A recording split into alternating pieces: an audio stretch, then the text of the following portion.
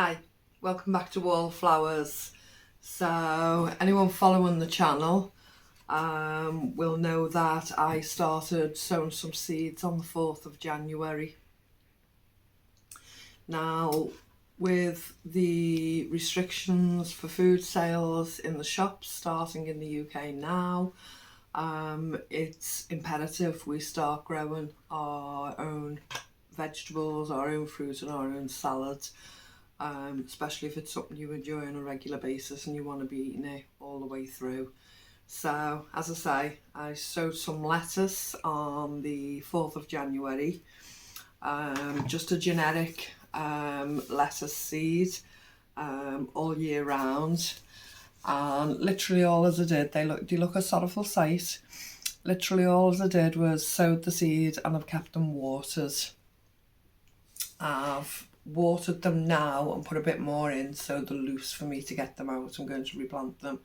Now if you've grown for the first time this year and you've already sown your seeds, or you do this over the next couple of weeks and you see that yours grow particularly leggy like these seem to be, don't worry, you haven't lost them, you haven't done anything wrong. As I say, I've gotten mine to this stage on purpose. And I do this quite regularly. I just sow them, leave them. When they come to this stage is when I replant them. So we're going to do that today. So I do a couple of salad bowls. This is the smaller one, and I do a larger one with different leaves. And this is purely going to be an all year round lettuce bowl. Which will be kept in the house. We're the last week in February now, and our last frosts for where I live are the last week in April. So that's when the danger of the last frosts are meant to be over. So I actually give it another week or two just to make sure that we don't get a sudden surprise. And I tend to plant out around the second week in May. So, as I say, I've taken this bowl, which will be a main green lettuce bowl. I've placed some gravel at the bottom. There's holes in the bottom of the tub. This bowl in particular has probably been used for the last 3 or 4 years. And there's plenty of life in it yet. So the gravel is placed just about 1 inch or 2 thick over the holes, just to make sure we have really good drainage and that the lettuce isn't going to rot should it rain a lot or it's been overwatered, etc. The drainage is there to make sure the water can escape. So as you can see, I'm in my lounge room. I've brought some compost in and I'm just going to fill up the tub.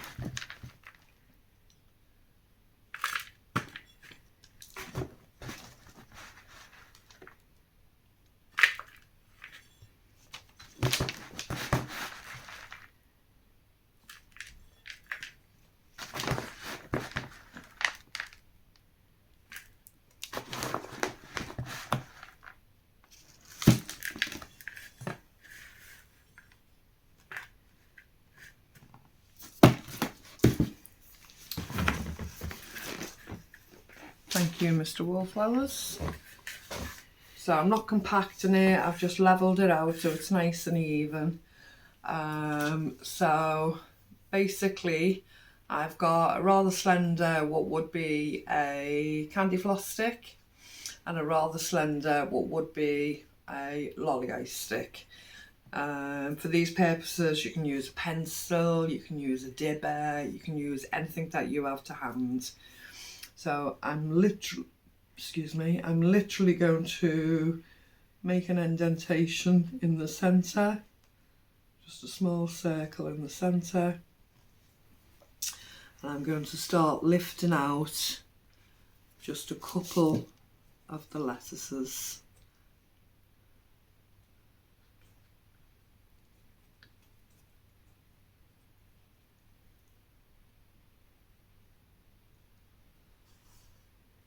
So as you can see, I've got a couple there. what I'm going to do, if you can come in closer, Mr. Wallflowers, just laid it on top. I'm going to take the dibber and I'm just going to push it down to where that leggy root stem is completely buried, and the only thing I have on top is the first 2 leaves showing. And I'm going to do that in a circle with quite a few more.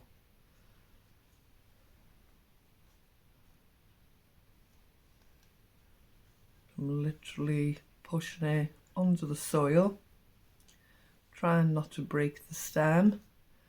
Take it all the way down and just leave the 2 leaves showing.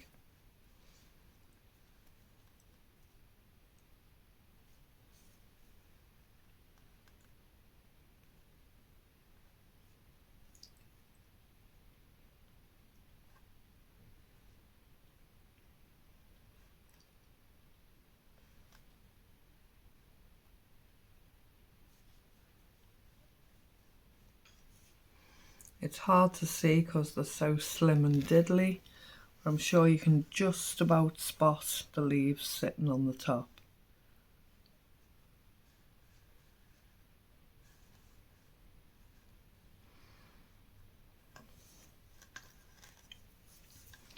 I'm just going to do a little furrow around the outside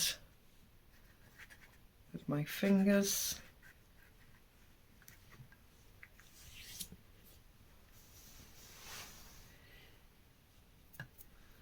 And basically take another clump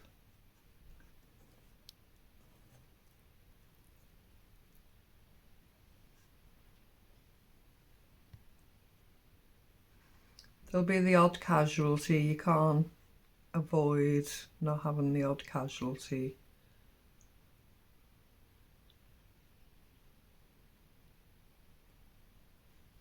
You can see that wet soil there.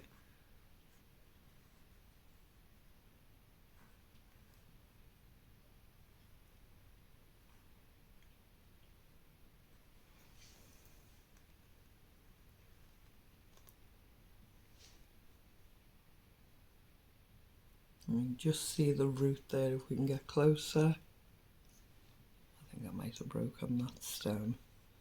Actually broken that stem while I showed you. So all we're doing is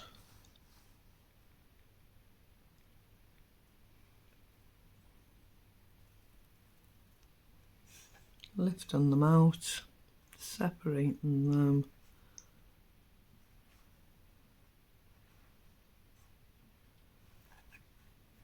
Pushing them down into the soil. Compost soil, I call it all the same thing. This is literally compost.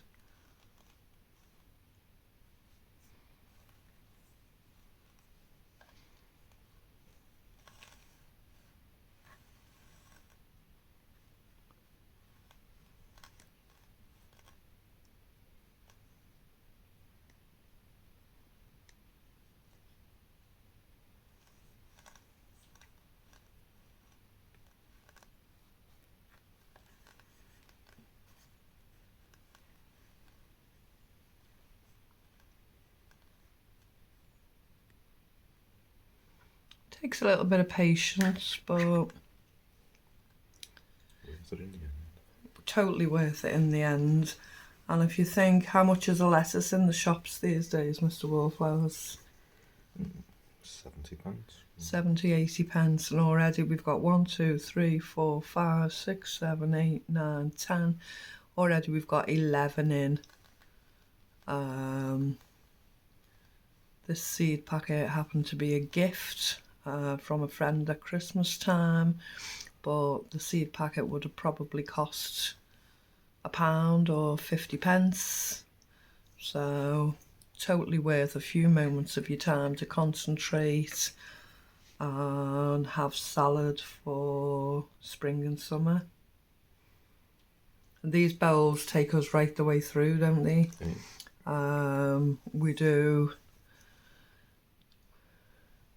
generic green lettuce that this is. We do the Lolla Rossa. In a moment I'm going to plant the mixed colours. We do some Italian leaves, and we have a nice mixture of different things we can bring in for a salad. And during the spring and the summer months we tend to eat salad every meal. Well, obviously not breakfast, but you know, on sandwiches with our main meal of an evening. We eat salad every day in the spring and summer, even right through to the autumn really.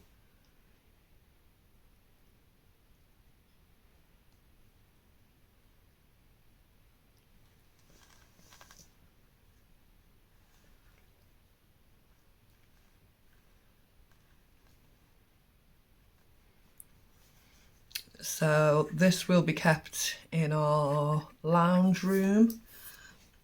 When we open the curtains during the daytime, we get quite a lot of daylight in, and this will be kept on the bottom of the hearth of the fire, which gets quite a lot of daylight in that area. It'll be out the way so we're not tripping over it. It's actually too wide for us to keep on a window ledge. So this will be kept on the hearth of the fire. And we'll enjoy watching it, won't we?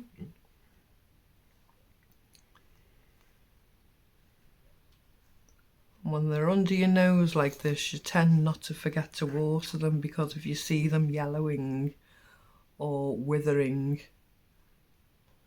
it's literally just a jug of water, well, half a jug of water. Keep them going. I'll say the drainage is in place, and we've got a drainer bowl underneath to catch the surplus water. So the tomatoes are also leggy, and the other seeds that we grew are all in the same condition. We'll do exactly the same process with them. So that's the bowl. Now it doesn't look much, but let me count them again. So we've got 2, 4, 6, 8, 10, 12, 14, 16, 18, 19 lettuces in that small bowl. Now, that's an awful lot for that small bowl, but once they start growing we can start taking the baby leaves off them and we can maintain them. So when you come to pick your lettuce, you take the leaves from the outside and just twist it back, and then you're maintaining the size of your lettuce smaller. So always take the outer leaves off. If you find them yellowing or deadening, take those leaves off and discard them straight away.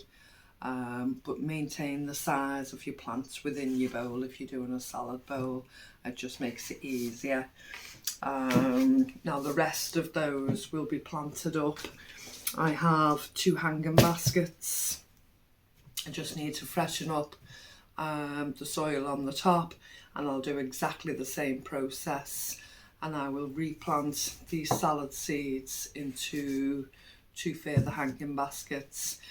And outside on the patio I have hooks either side, and I'll just have 2 salad bowls hung up. Later on in the season we'll come back and we'll show you what they look like. Literally I can just step outside the back door, I'll have a salad bowl on a table there, I'll have 2 hanging baskets to the side, and then hopefully within reach will be tomatoes and other things that I can use. But the lettuce is always something that we need to be able to reach quickly, to throw in a sandwich, to throw in a meal, etc. So I like them to be easily accessible. So I'm going to go ahead now. I'm going to actually just take the top layer of the hanging basket off. I'll probably keep that separately and use it as a bit of mulch for the raised beds. It won't go in the bin, it won't go to waste. Any weeds that I pinch out at the top will literally be left to dry and they'll go in the compost bucket.